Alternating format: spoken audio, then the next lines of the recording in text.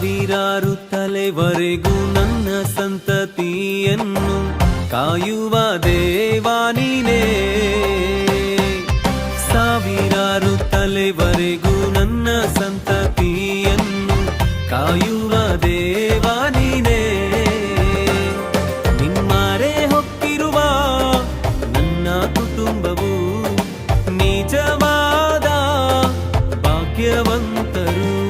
ನಿಮ್ಮರೆ ಹೊಕ್ಕಿರುವ ನನ್ನ ಕುಟುಂಬವು ನಿಜವಾದ ಭಾಗ್ಯವಂತರು. ನಿನ್ನಾರಾಧಿಸುವ ನಾವೇ ಧನ್ಯರು, ನಿನ್ನ ಸೇವೆ ಮಾಡು